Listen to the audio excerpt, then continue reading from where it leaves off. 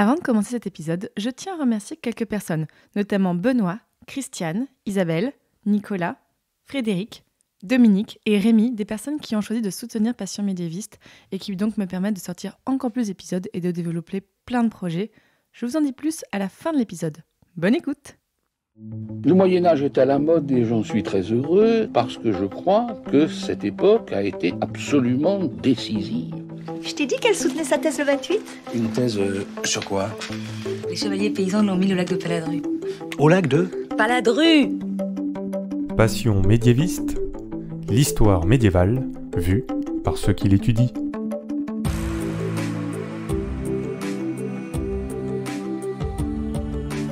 Est-ce que vous savez tout du Moyen-Âge ? Mais d'abord, qu'est-ce que le Moyen-Âge ? Vous pensez peut-être aux châteaux forts, aux chevaliers, aux cathédrales, mais ce n'est pas que ça. En général, on dit que c'est une période de 1000 ans, de l'année 500 à l'année 1500.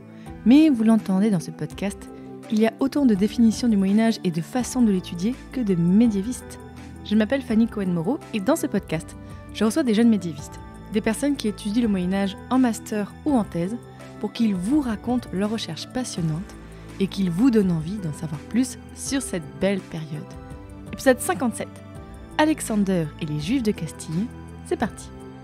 Excuse-moi, mais il y a des gens que ça intéresse ? Bonjour à toutes et à tous. Juste avant de commencer cet épisode, je suis désolée d'avance, ma voix est un petit peu éraillée. J'espère que ça ne vous écorchera pas trop les oreilles. Et vous l'entendez peut-être aussi, ça résonne un peu plus que d'habitude, parce que il y a peu, j'ai déménagé, donc l'appartement n'est pas encore bien aménagé, donc ça résonne un petit peu, mais ne vous inquiétez pas, le podcast continue quand même. Aujourd'hui, nous allons vous parler d'un sujet dont on n'a pas beaucoup parlé dans l'épisode, même de deux sujets dont on a peu parlé dans les épisodes. La Castille, un espace géographique qu'on a peut-être, il me semble, je crois, abordé quelques fois, mais peu, et d'une partie de la population aussi qu'on a peu parlé, les Juifs. Donc aujourd'hui, pour parler de ces deux sujets passionnants, j'ai le plaisir de recevoir Alexander Mimoun. Bonjour Alexander. Bonjour Fanny. Je te reçois aujourd'hui parce que donc tu es actuellement, depuis septembre 2021, doctorant à l'Université littorale de la Côte d'Opale à Dunkerque. Et je te reçois aussi parce que tu as fait deux mémoires à l'Université Paris-Nanterre, donc un mémoire de première année qui était consacré à Images des Juifs dans les ouvrages produits à la cour d'Alphonse X le Sage de Castille, soutenu en mai 2020, et un mémoire de deuxième année qui s'intitulait De l'ennemi doctrinal à l'ennemi fonctionnel, évolution de l'image des Juifs à la cour de Castille, 1252-1371, donc soutenu en mai 2021, et tu étais sous la direction de Claire Soussan et Emmanuel Tixier du Ménil. Donc Alexander, j'ai déjà une première question. Qu'est-ce qui t'a amené à faire un master d'histoire médiévale ? Eh bien Fanny, effectivement, les auditeurs vont peut-être se rendre compte que je n'ai pas l'âge traditionnel d'un masterand ou d'un tout jeune doctorant, puisque j'entre dans le milieu de la quarantaine à l'heure actuelle. Et en fait, c'est un projet que j'ai depuis très longtemps. Déjà tout jeune, quand j'étais au lycée, je rédigeais dans mon coin des petits bouts d'histoire, des petites rédactions d'histoire sur des sujets qui me passionnaient. J'avais en tête d'un jour revenir faire des études d'histoire. Et l'idée était de pouvoir faire quelque chose qui soit vraiment solide au niveau des fondations et donc de reprendre en première année, comme un tout nouveau bachelier, pour vraiment suivre, avoir une culture générale, culture méthodologique de l'histoire. Alors j'ai tenté ça à de nombreuses reprises avant d'y arriver. De manière assez amusante, ça a souvent correspondu avec des grandes crises financières. Pourquoi ? Parce que je travaille dans la banque et qu'à chaque fois qu'il y avait une crise financière, j'avais mon petit esprit qui me disait profites-en puisque tu n'as rien à faire au travail. Va ailleurs. Fais quelque chose d'autre, fais quelque chose de bien de ton temps. Donc j'ai essayé en 2001 quand la bulle Internet a explosé. J'ai essayé en 2011 quand la zone euro a explosé. Et à ces moments-là, je n'ai jamais réussi puisque évidemment mener ces deux travaux de front étaient difficiles. En 2016, j'ai remis le challenge sur le métier et cette fois-ci, ça a fonctionné. Grâce en fait à la plateforme numérique d'enseignement à distance de l'Université Paris-Nanterre, qui est vraiment un système génial que je recommande à tous ceux qui veulent faire des études à distance, parce qu'on a un véritable accompagnement, une capacité à avoir accès à un savoir et à des étudiants et à des professeurs qui vous encadrent comme si vous étiez en présentiel. Et à partir de là, j'ai repris des études vraiment comme tout bachelier, en première année, deuxième année, troisième année, et j'ai ensuite postulé pour rentrer dans un master, sachant que l'objectif était effectivement d'arriver à faire ce master avec une idée assez précise du sujet que je voulais traiter, c'était les Juifs au Moyen-Âge. Pourquoi ? Alors, parce que j'ai toujours été absolument fasciné par la période du Moyen-Âge. Étant moi-même juif et vivant à Paris, je voulais pouvoir comprendre comment la minorité juive avait évolué. Et l'idée, c'était les Juifs au Moyen-Âge en France. Voilà, ça c'était ce qui était certain, gravé dans le marbre. Évidemment, ça ne s'est pas passé comme prévu. Quand j'ai commencé à chercher en fait une directrice ou un directeur de recherche, je me suis dirigé vers des gens qui étaient connus dans le milieu, spécialisés sur le secteur, on va dire, de la minorité juive, et sur le Moyen-Âge. Et en fait, à l'université de Nanterre, il y a une professeure très sympathique qui s'appelle Emmanuelle Tixier-du-Ménil, qui est spécialiste de l'Espagne musulmane, qui m'a permis de rencontrer Claire Soussen, qui, elle, est une professeure spécialiste de l'Espagne plutôt aragonaise et de la minorité juive. Et donc, on a discuté ensemble d'un sujet. Moi, j'étais très axé sur les Juifs de France. Et les deux étant plutôt des spécialistes de l'Espagne, elles m'ont plutôt orienté vers des sujets... Elles t'ont dit, hop, allez, par ici. Exactement. Et elles m'ont proposé de faire ce travail, en fait, d'études iconographiques dans un premier temps, et de l'image, on va dire, des Juifs, dans les manuscrits produits à la cour d'Alphonse X de Castille, dont je ne connaissais strictement rien, ni sur lui, ni sur la Castille, même si, dans ma jeunesse, j'avais passé 2 ans en Espagne pour faire mon service militaire. Et donc, le principal avantage que j'avais, c'est que je me débrouillais à peu près en espagnol. Voilà comment j'en suis arrivé à ce sujet, sur lequel j'ai passé les 24 derniers mois, et qui m'ont passionné, parce que j'ai découvert un monde vraiment extraordinaire. Alors, on va bien sûr en parler pendant l'épisode, mais déjà, est-ce que tu peux nous donner un petit aperçu ? Quel angle est-ce que tu as choisi pour ton mémoire et sur quelle source est-ce que tu as travaillé ? Oui. Alors, l'angle, en fait, initial, c'était vraiment d'étudier l'image au sens iconographique et textuel. Iconographique parce que dans la licence d'histoire que j'avais faite à Nanterre, j'avais fait une licence histoire de l'art. Donc, j'étais aussi assez accro sur... Ah oui, toi, tu t'ennuies pas, en fait. Non, exactement. Vraiment, je ne veux pas m'ennuyer et je trouve que les études et la connaissance... C'est un bon moyen d'éviter ça. Et donc, on était parti là-dessus et on avait identifié qu'il y avait un certain nombre de manuscrits qui venaient ou qui allaient être digitalisés, en particulier... Numérisés, oui. Numérisés, absolument. De manuscrits produits à la cour d'Alphonse X. Et donc, ça valait le coup de jeter un coup d'œil et de regarder. Donc, c'est l'angle que j'ai pris. Et donc, initialement, les sources sur lesquelles je me suis appuyé sont essentiellement des sources des manuscrits produits à la cour et de toute une batterie d'ouvrages qui tournent plutôt autour de normes juridiques, avec en ligne de mire le code des Siete Partidas, donc des 7 parties, qui est globalement un ouvrage qui a été compulsé par Alphonse X pour récapituler l'ensemble des lois du royaume et essayer d'harmoniser le fonctionnement du royaume une fois les grandes conquêtes de lui et de son père réalisées. On va voir, c'est très intéressant tout ça. Alors, bon, déjà, plantons un décor un petit peu général. Raconte-nous, tu as travaillé sur la Castille. Alors, on va voir qu'on va parler de la Castille au XIIIe, au XIVe siècle. Vous allez voir qu'il va y avoir une évolution du sujet. Mais déjà, tu as travaillé sur la cour de Castille au XIIIe et au XIVe siècle. Alors, raconte-nous, à quoi ressemble la Castille à cette époque ? De quoi on parle, déjà géographiquement parlant ? Très bonne question, parce qu'en fait, c'est pas du tout la Castille telle qu'on la connaît aujourd'hui, sous le nom de Castille et Léon, qui est la région qui peut y ressembler géographiquement. En fait, au XIIIe et XIVe siècle, on est à l'issue d'une grande phase de ce qu'on appelle la Reconquista en péninsule ibérique. Bon, c'est un terme un peu polémique dans l'historiographie, mais globalement, la frontière sud de la Castille, qui est le royaume au centre de la péninsule ibérique, a fait une énorme progression et les royaumes de Castille et de Léon ont été réunis sous l'égide du roi Ferdinand III, qui est le père d'Alphonse X, en fait. Donc, en 1250, quand Alphonse X va monter sur le trône, il règne sur un royaume qui réunit ce qui est aujourd'hui la Galice, le Léon, la Castille-Léon, le Castille-Mancha, et qui descend quasiment jusqu'à Grenade, et qui fait une insertion aussi sur la côte méditerranéenne avec la région de Murcie. Mais ce qu'il faut voir, c'est que ce royaume de Castille s'insère en fait dans une péninsule qui est très fragmentée, et autour duquel vivent en fait 5 différents royaumes. Ah oui, il y a du monde. Ouais. Il y a du monde, ça veut dire qu'il y a évidemment des lignées et des dynasties différentes, avec des conquêtes et des prétentions nombreuses et multiples. Donc on a d'un côté, à l'est, la couronne d'Aragon, qui réunit le royaume d'Aragon, de Catalogne et de Valence. On a tout au sud Grenade, qui est le dernier résidu de l'Espagne musulmane, de l'Espagne islamique qui règne. Et le Portugal, qui est à peu près dans les frontières d'aujourd'hui, dès le milieu du XIIe siècle. Et puis le royaume de Navarre, qui est une petite insertion tout au nord, au sud des Pyrénées en fait. C'est à peu près l'environnement géographique dans lequel on se situe entre le XIIIe et le XIVe siècle en péninsule ibérique. On mettra une carte sur le site, comme ça les gens pourront un peu plus se rendre compte.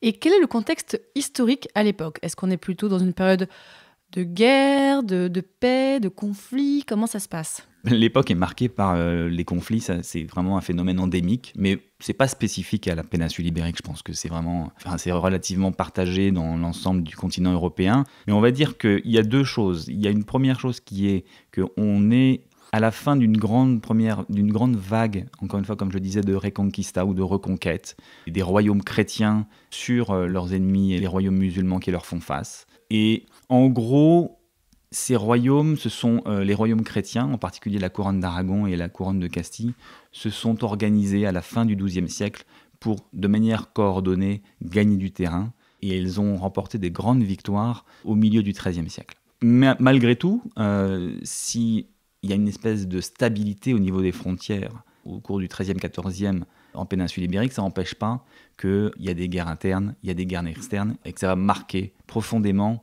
le contexte politique de la péninsule. Et qui gouverne la Castille à l'époque que tu as étudiée ?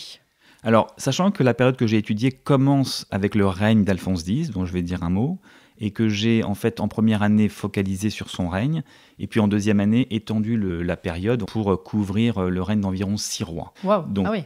Ouais, ça fait beaucoup de monde, ça fait beaucoup d'histoires, beaucoup d'épisodes différents.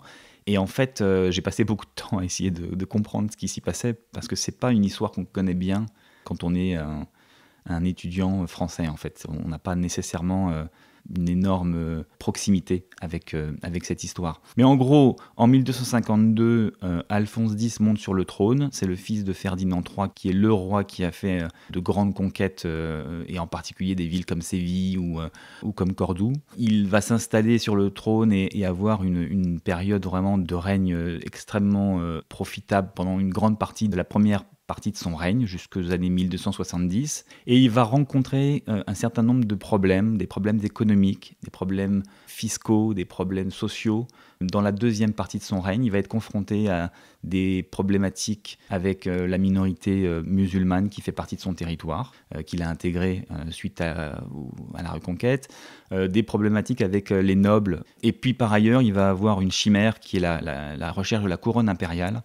En fait, il est issu par sa mère, de la famille des Hohenstaufen, qui sont typiquement les empires du Saint-Empire allemand germanique. Ah oui, cet empire-là, oui, d'accord. C'est ça. Et donc, à la mort de Frédéric II, et après la mort du fils de Frédéric II, il est un possible candidat, en fait, à la couronne pour le Saint-Empire. Il va jouer cette carte à fond.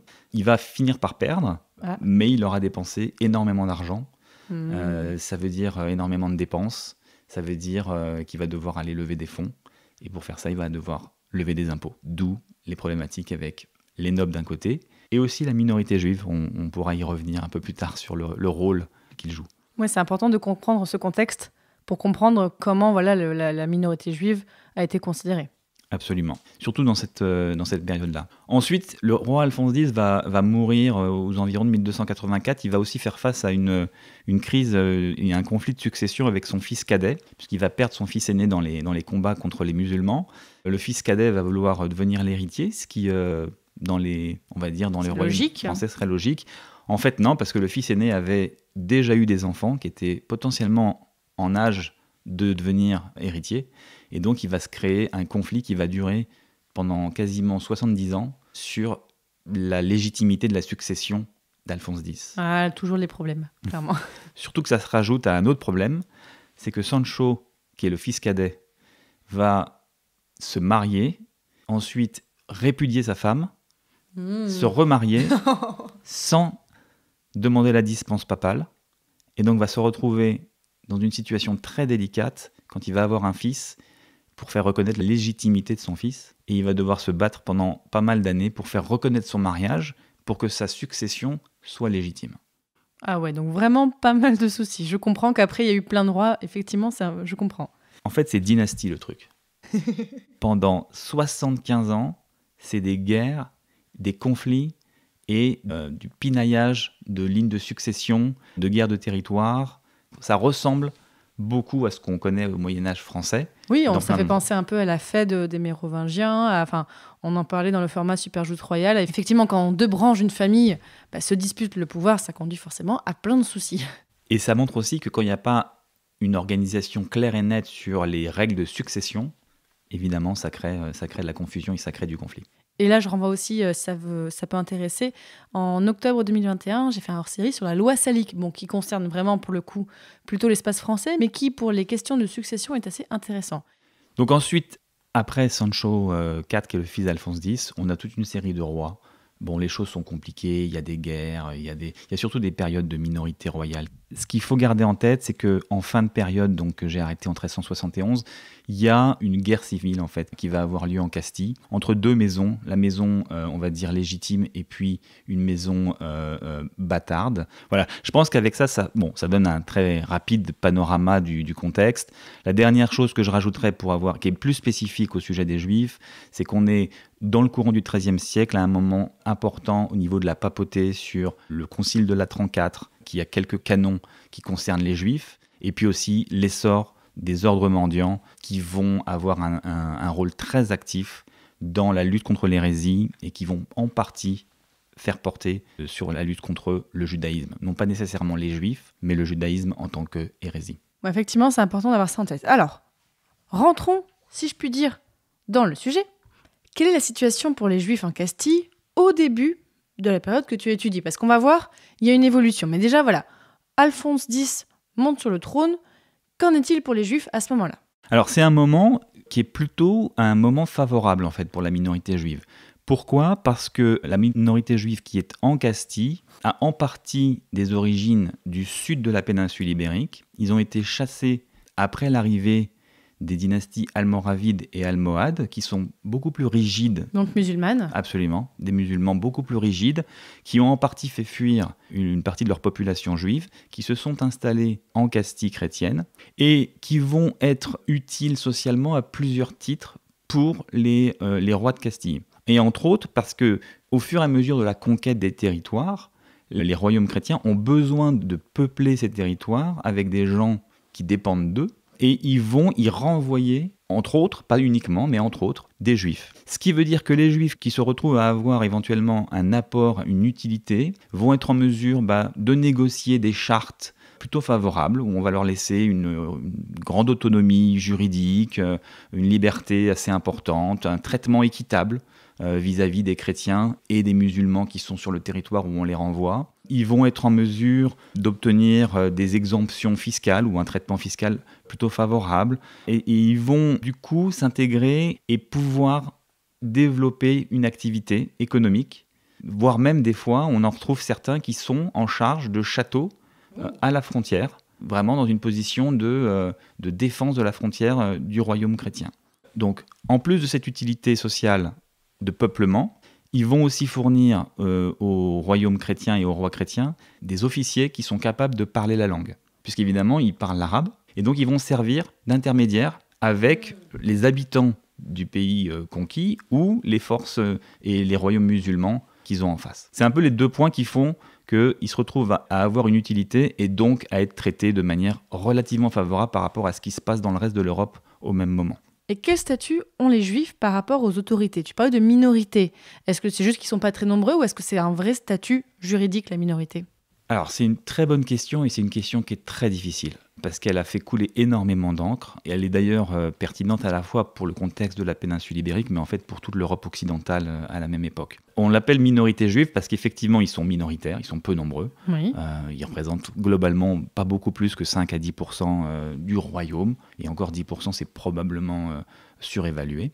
Mais ils sont aussi infériorisés, c'est-à-dire il y a un véritable statut de subordination. Et ça découle d'une longue tradition historique qui est plutôt liée à une position, on va dire, théologique. Et il y a deux phénomènes qui se passent à l'époque où on est en péninsule ibérique. Il y a cette longue tradition de tolérance, entre guillemets, parce que c'est un terme qui n'est pas du tout adapté à la période. La tolérance, c'est vraiment les guerres de religion, le XVIe et le XVIIe siècle. C'est pas du tout le Moyen-Âge. Mais on va dire que les chrétiens souffrent la présence des Juifs en leur sein. Pourquoi ? Parce que depuis saint Augustin au milieu du IVe siècle, ils sont les témoins des Écritures et leur captivité est aussi une répercussion de leur péché, entre guillemets, ou de leur aveuglement devant la venue du Messie. D'accord, oui, donc c'est un point de vue très théorique, là, comme tu disais, très théologique, religieux, mais en fait, les gens prennent ça au sérieux. Enfin, ça a une vraie conséquence. La conséquence concrète, c'est que c'est, en théorie, la seule minorité non chrétienne qui est acceptée et en royaume chrétien. Les musulmans sont des infidèles qu'il faut chasser et qu'il faut combattre. Les juifs, on peut les tolérer, on peut les accepter. Par contre, on espère, et saint Augustin le dit, leur conversion in fine. Donc au jour du jugement dernier, la minorité juive qu'on accepte d'avoir dans son royaume devrait être amenée à être convertie. Donc ça, c'est une première chose. Et il y a un phénomène qui, là, prend aussi toute son ampleur courant du Moyen-Âge central, qui, alors très difficile à traquer en termes d'origine, d'histoire, mais qui est que les Juifs ont effectivement un statut de servi regis. Pardon ? Ce sont, si on traduit, des esclaves du roi. Alors, très compliqué en termes de traduction, et on le voit écrit de manière peut-être plus compréhensible en contexte germanique, où ils sont appelés servi camerae regiae, ce qui veut dire, quelque part, serviteurs de la chambre royale. Donc ça veut dire qu'ils sont directement liés à la figure du roi. En fait, ils sont la propriété fiscale et juridique du roi, ce qui veut dire que les impôts qu'ils payent sont payés directement au roi et non pas nécessairement au seigneur du domaine dans lequel ils vivent, et que par ailleurs, la justice qui est rendue à leur encontre a un droit de regard par le roi. Donc le roi peut intervenir dans les décisions de justice. In fine, c'est lui le souverain qui est capable de dire si telle ou telle décision est valable ou pas vis-à-vis des Juifs. Ça explique pourquoi l'attitude du roi envers les Juifs est si importante. Et voilà, ils ont ce lien particulier qui n'est pas le cas avec d'autres personnes de la population. Absolument. Même si, il faut faire attention, il faut être nuancé, parce que c'est une thématique qui émerge entre le Moyen-Âge central et, on va dire, la fin du Haut Moyen-Âge, autour du Xe siècle, XIe siècle, et notre période. À notre période, c'est très ancré. Tout le monde dans le royaume accepte, en péninsule ibérique, que les Juifs sont la propriété fiscale et juridique du roi, et donc ne vont pas nécessairement venir lui chercher noise, ou au contraire, vont les utiliser comme une intermédiaire, comme une cible de substitution au roi. Et ça aura une importance en particulier dans la guerre civile que j'ai mentionnée tout à l'heure. Et en fait, on a des historiens qui ont aussi montré que c'est pas un statut qui est tombé du ciel, c'est quelque chose qui s'est écrit dans l'histoire, qu'il y a des seigneurs et des nobles et des aristocrates qui se sont battus pour essayer de conserver la propriété fiscale, en particulier des Juifs. Par exemple, il y a une énorme étude de Thomas Barton sur la ville de Tortosa qui fait ça très bien. Et on voit aussi en contexte français, par exemple, que Saint-Louis a aussi mis du temps, et à partir de Philippe Auguste, et puis ensuite Saint-Louis, ils ont mis du temps à pouvoir imposer leur juridiction sur leurs propres Juifs.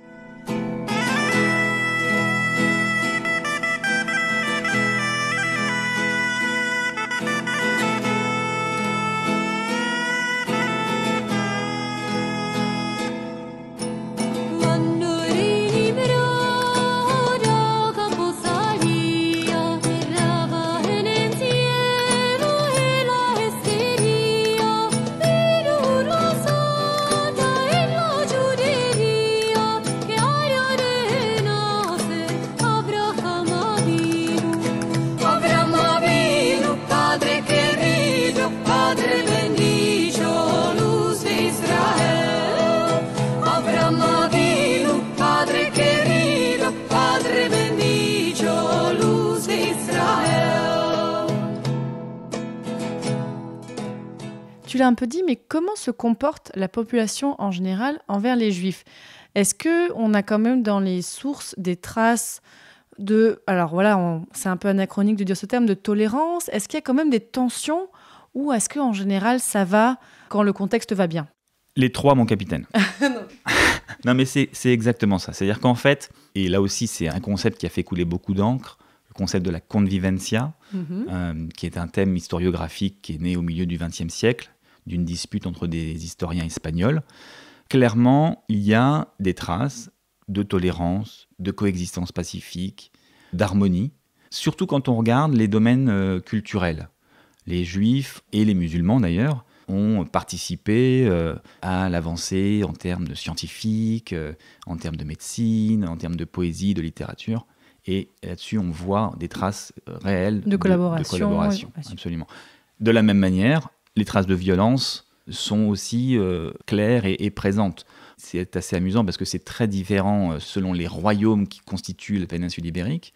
Mais pour caricaturer, en Aragon ou en Navarre, on voit des vagues de violence comme on peut les voir en France à l'occasion de la croisade des Pastoureaux, à l'occasion de la peste noire au milieu du XIVe siècle. C'est moins le vrai en Castille, pour une raison que je n'ai pas réussi vraiment à identifier. Mais ça n'empêche pas que les Juifs peuvent faire l'objet de vagues de violence. Et entre ces deux pôles, la coexistence harmonieuse et pacifique et la violence à tout crin, en fait, on est dans le gris pendant toute la période avec de la tolérance. On voit les Juifs impliqués dans des relations au quotidien avec leurs équivalents et leurs alter-ego musulmans et chrétiens. On les voit faire du commerce ensemble, on les voit même très impliqués, par exemple, avec toute l'infrastructure ecclésiastique. On les voit prêteurs auprès d'institutions ecclésiastiques, que ce soit des monastères ou des abbayes ou des chapelles de cathédrales, ou des chapitres de cathédrales, pardon. On les voit propriétaires qui louent à des chrétiens, on les voit eux-mêmes locataires de propriétaires chrétiens. Donc il y a vraiment une intrication, une insertion dans le tissu économique qui est vraiment très profond. Et est-ce qu'on les trouve surtout dans les villes ou est-ce qu'on les trouve aussi dans les campagnes ? On va dire que c'est essentiellement un phénomène urbain, la présence juive. En péninsule ibérique, comme dans une grande partie du reste de l'Europe, je pense qu'à la différence de l'Angleterre ou la France, il y a peut-être une présence dans les campagnes qui est un peu plus forte en péninsule ibérique et en Castille. Mais la vaste majorité, ce sont des citadins. Ils vivent dans les villes, et en particulier, pourquoi ? Parce qu'ils ont besoin d'être regroupés autour des institutions religieuses, de la synagogue, du mikvé qui est le bain rituel, de la boucherie qui va pouvoir leur permettre de respecter les règles alimentaires de la cacheroute. Et donc ça pousse quand même plutôt à se réunir, et plutôt donc dans des villes. Et est-ce qu'on les trouve plus dans certaines villes de Castille que dans d'autres ? Alors oui, il y a effectivement un gradient très différent de présence dans le royaume. Donc il y a des endroits où ils sont très, très concentrés, dans des grandes villes comme Burgos, Séville, Tolède évidemment, qui est le cœur battant de la communauté juive et de la minorité juive castillane. Il y a d'autres régions où ils sont présents et où c'est un peu moins connu, comme Murcie ou comme la Galice, mais c'est beaucoup moins concentré. On va dire qu'il y a quelques grandes têtes qui sont Burgos, Tolède, Séville, Cordoue, et ensuite un panel de petites communautés. Et ces personnes, quel est leur niveau social en général ? Est-ce que tu as observé une forme d'homogénéité de niveau social, ou est-ce que, comme dans toutes les sociétés, il y a quand même différentes ? Est-ce qu'on a les riches ? Est-ce qu'on a les pauvres ? Est-ce qu'il y a quand même ces différences-là ? Clairement, la minorité juive, qui a eu tendance à être vue comme un bloc homogène, ne l'est pas. Et comme dans toute société, on parle quand même d'une population qui pouvait constituer 50 000, peut-être 60 000, peut-être 100 000 personnes. Ah oui, quand même. Il y a vraiment de tout. Et ça va du plus humble des artisans, qui va être un cordonnier, un boucher, un tanneur, qui va potentiellement être exempté d'impôts parce qu'il est tellement pauvre qu'il ne peut pas se permettre de contribuer fiscalement aux impôts de la communauté, jusqu'au magnat proche de la cour royale, qui gère les finances du royaume, et qui va effectivement disposer d'une surface financière énorme. Donc on a la totalité du panel, et d'ailleurs, un des autres acquis de la recherche, c'est aussi d'avoir pu mettre en évidence la diversité d'activités économiques et professionnelles. Justement, je te demandais, parce que depuis tout à l'heure, on parle beaucoup de l'activité donc monétaire, de banque et tout ça. Tu parles un peu des artisans. Est-ce qu'on a aussi même des juifs qui sont paysans ? Parce que c'est quand même une grande partie de la population au Moyen-Âge. Est-ce qu'on en trouve quand même ? Absolument, on en trouve. Et on en trouve particulièrement dans le domaine de la vigne. Il y a beaucoup de vignerons, beaucoup de transactions autour de terrains de vignes qui sont soit achetés, soit vendus par des juifs. Aussi dans les oliveraies, donc ils sont assez actifs dans le commerce et dans l'agriculture des olives. Donc oui, absolument, on en trouve dans l'agriculture. Et on parlait tout à l'heure des langues. Quelles langues parlent ces personnes à cette époque-là ? Alors ça, c'est un des grands actifs qu'ils possèdent. Ils sont clairement plurilingues. Ils parlent évidemment le langage vernaculaire, donc ils maîtrisent la langue du quotidien. C'est quoi la langue du quotidien à cette époque-là ? Donc en Castille, c'est le castillan. Logique. Voilà. Donc ils maîtrisent le castillan, ils maîtrisent l'hébreu. Une grande partie de leurs transactions entre juifs, de leurs prières et de leur éducation se fait en hébreu, donc ils le maîtrisent. Pour une grande partie, ils maîtrisent l'arabe aussi. Du coup, ils maîtrisent ce qu'on appelle le judéo-arabe, qui est en fait de l'arabe écrit en alphabet hébreu. Ce qu'ils ne maîtrisent pas, ou beaucoup moins bien, c'est le latin. Ça a amené à des situations assez drôles, en fait, parce qu'à Tolède, au XIIIe siècle, il y a une école, entre guillemets, encore une fois, très réputée de traduction. Donc il y a tout un effort en fait, qui est fait, en particulier par Alphonse X, pour traduire beaucoup d'œuvres philosophiques, scientifiques qu'il a récupérées chez les musulmans. Et donc les juifs servent pour la traduction de l'arabe vers le vernaculaire. Et puis ensuite, il utilise des ecclésiastiques qui maîtrisent la version vernaculaire vers le latin, ce qui a permis la traduction de l'arabe au latin de beaucoup d'œuvres scientifique. On en a parlé dans l'épisode 55 justement sur la philosophie au Moyen-Âge et on en reparlera bientôt dans un autre épisode, vous verrez. Est-ce que dans la société médiévale à cette époque-là, est-ce que des espaces publics sont réservés aux Juifs ? Bon, parce que bien sûr, ils ont des espaces religieux à eux, mais est-ce qu'on voit des espaces publics réservés seulement aux Juifs ? Pas vraiment. En fait, ce qui se passe, c'est qu'il n'y a pas de ghetto. Clairement, le concept du ghetto, c'est un concept qui va naître en Italie Renaissance, autour du XVIe siècle. Le concept du quartier juif ghetto fermé ouais. La nuit où on ne peut pas sortir, ça n'est pas d'actualité en péninsule ibérique, même jusqu'à l'expulsion en 1492, ça n'a pas vraiment lieu d'être. Par contre, ce qui se passe, c'est que c'est un peu comme dans le monde actuel, en fait, il se crée des quartiers juifs.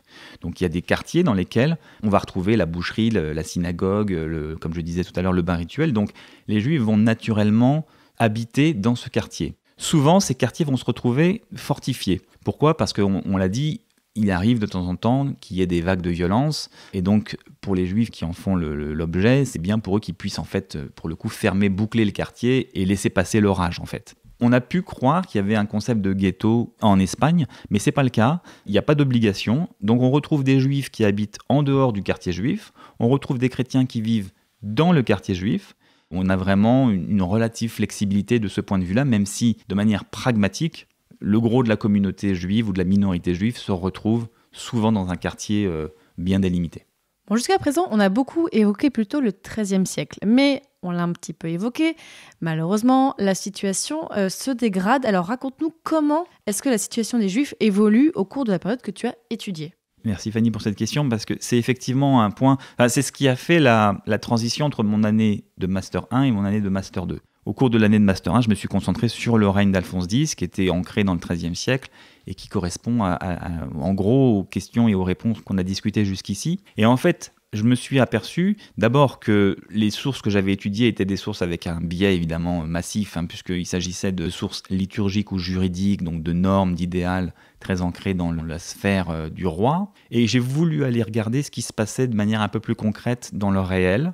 Et pour ça, j'ai fait appel au compte-rendu des assemblées représentatives qui avaient déjà lieu en fait en péninsule ibérique depuis un certain temps, et dans lesquelles je me suis rendu compte que la question juive, toujours mis entre guillemets, parce que c'est évidemment un terme beaucoup plus contemporain, était vraiment un hot topic. C'était un sujet chaud. Il y avait Les gens parlent tout le temps, quoi. Alors, dans à peu près chacune des réunions, il y en avait à peu près une tous les 2 ans, ce qui est un rythme assez effréné par rapport à celle qu'on a l'habitude de voir en France. Il y a 5, 10 points qui concernent la minorité juive. Sur combien de points environ ? Sur, en général, une centaine. Donc c'est quand même un sujet important qui revient tout le temps. Absolument. Au global, sur les 32 ou 33 réunions qui ont lieu sur la période, il y en a 31 ou 32 dans lesquelles les Juifs sont abordés, et ça représente 150 dispositions. Donc c'était une source vraiment intéressante à exploiter. Et là, on s'aperçoit qu'il y a vraiment un tournant qui est pris dans la manière dont les Juifs et la minorité juive est perçue par la population du royaume. Alors évidemment, il faut faire attention au biais, parce que les assemblées représentatives en Castille, c'est essentiellement un dialogue entre les bonnes villes, donc les citadins, l'élite urbaine et le roi. Les nobles et l'Église sont beaucoup plus discrets dans ces assemblées, pour des raisons qu'on n'abordera pas ici. Et donc, ce qu'on voit, c'est un petit peu les thématiques qui sont à l'agenda de l'élite urbaine. Comme on l'a dit, les Juifs sont essentiellement installés dans les villes. Donc c'est un sujet quand même qu'il rencontre régulièrement. Et qu'est-ce qu'on voit ? En fait, on voit que les stéréotypes qui avaient tendance à caricaturer les juifs dans les sources liturgiques ou dans les sources juridiques ne sont plus du tout de type religieuse. On n'est pas en train de parler du peuple déicide ou de l'incrédulité ou de l'aveuglement face au Messie-Christ. Il n'y a plus les arguments théologiques qu'on abordait tout à l'heure. Très peu. Ils existent de temps en temps, mais très peu. Et ce qui revient par contre, c'est un stéréotype autour du rôle économique de la minorité juive. Ils sont affublés d'une image qui est extrêmement négative. Ils sont vus comme des parasites, une minorité néfaste qui est dangereuse et qui fait du mal au bon peuple. Et pourquoi il y a cette image qui ressort ? Parce qu'en fait, il y a un cercle vicieux qui s'est installé dans la Castille, qui a trait en fait au contexte économique et social qu'on a peu abordé jusqu'ici, mais je pense que tout le monde aura conscience qu'au milieu du XIVe siècle, première partie du XIVe siècle, on est dans le Moyen-Âge avec la guerre, la famine et les maladies. Belle ambiance. Voilà, c'est la même chose en Castille. Et donc, il s'est créé un contexte économique vraiment délétère, dans lequel les paysans ont du mal à joindre les deux bouts. Ils doivent s'endetter pour pouvoir couvrir les périodes difficiles. Pour s'endetter, ils font appel à des prêteurs. Par ailleurs, souvent, ils utilisent cet argent qu'ils ont emprunté pour payer leurs impôts au seigneur ou au roi. Et c'est justement des juifs qui vont venir faire le travail d'affermage. Et donc, dans leur quotidien, ils observent des juifs qui interviennent comme prêteurs, qui vont venir leur réclamer le remboursement, et comme collecteurs d'impôts pour faire payer les impôts. Autant te dire que ce n'est pas nécessairement des personnages qui ont bonne réputation.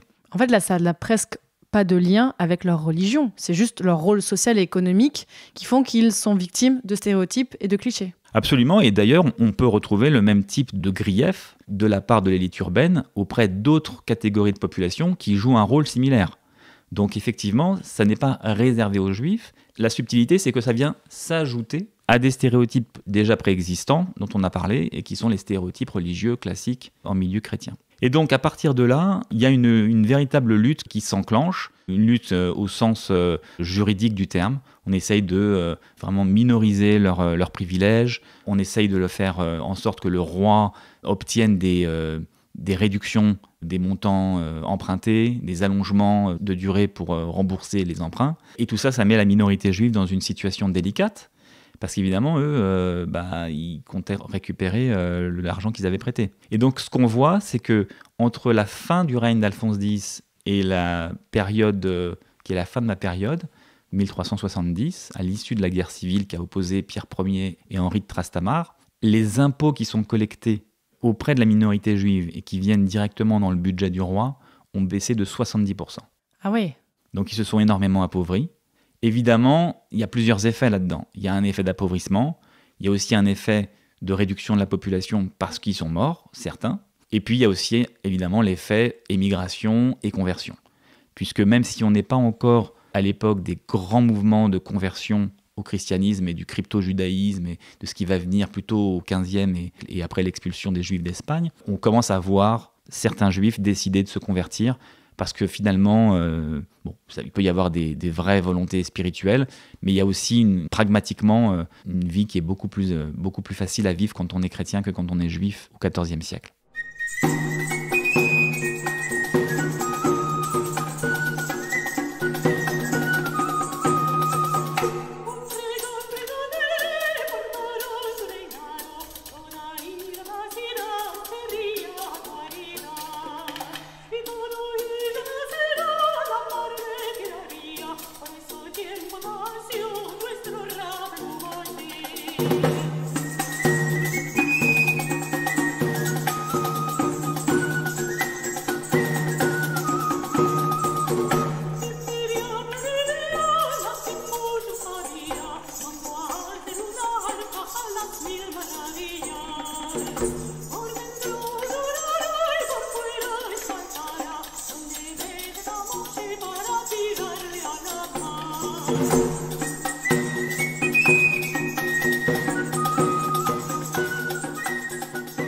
Pour tes recherches, est-ce que tu as pu aller en Espagne pour étudier ou est-ce que tu as tout fait à distance ?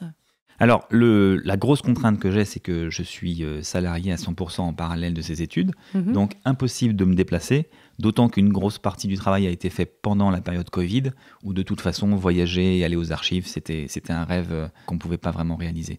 Par contre, le grand avantage, c'est que j'ai utilisé énormément de sources. Alors, les sources que j'ai utilisées étaient toutes éditées. Donc ça, c'était un des avantages. Éditer, ça veut dire que tu n'as pas travaillé sur les documents eux-mêmes, mais sur leurs retranscriptions qui ont été faites au propre et tout ça. Absolument.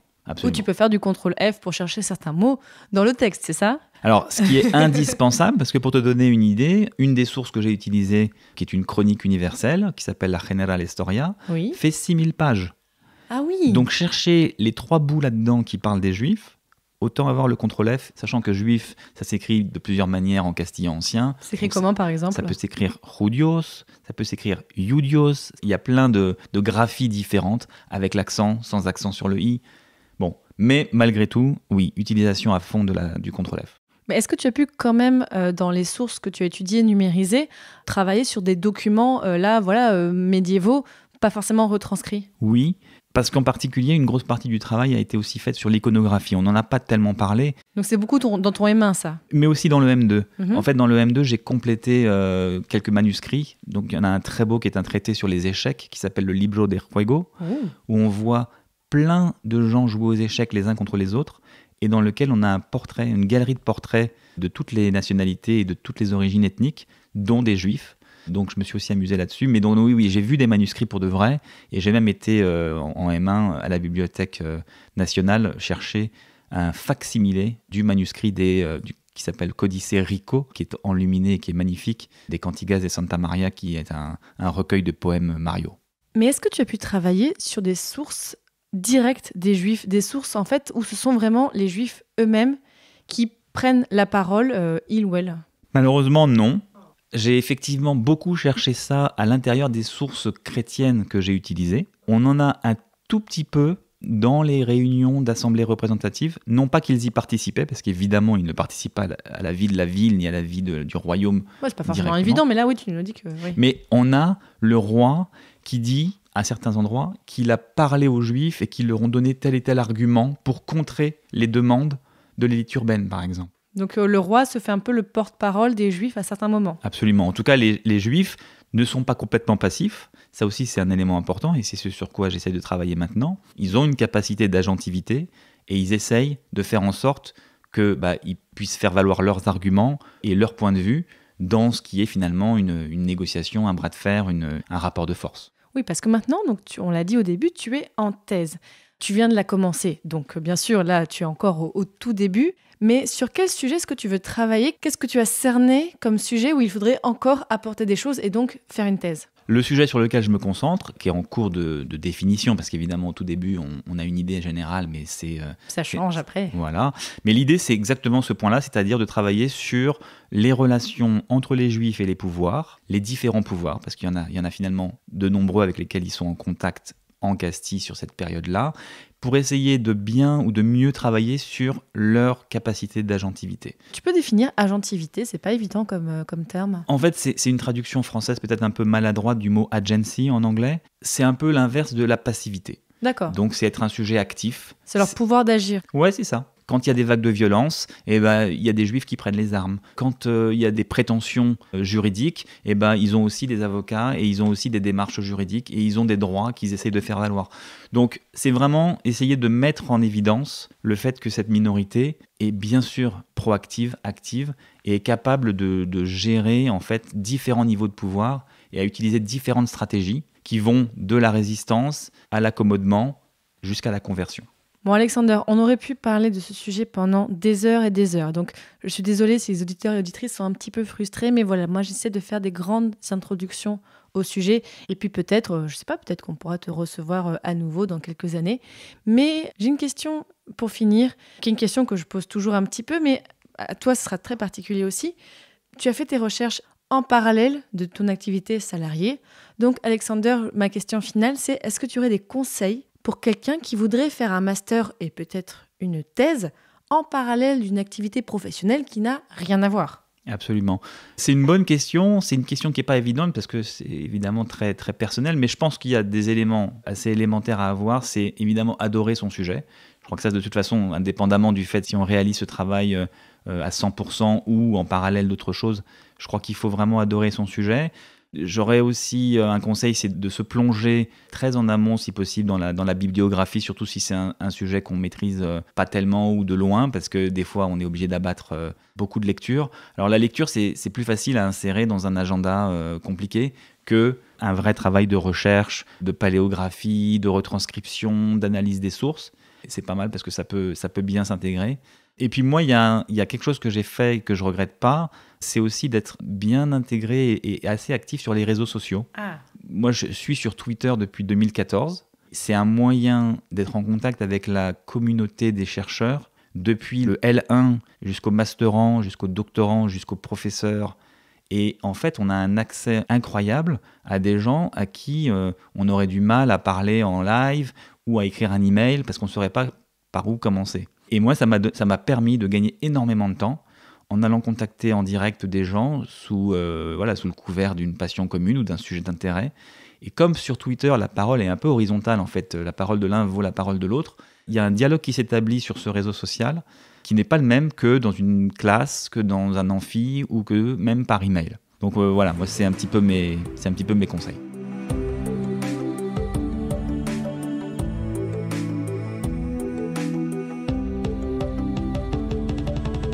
Désormais, chers auditeurs et auditrices, vous en savez beaucoup plus sur les Juifs en Castille au Moyen-Âge.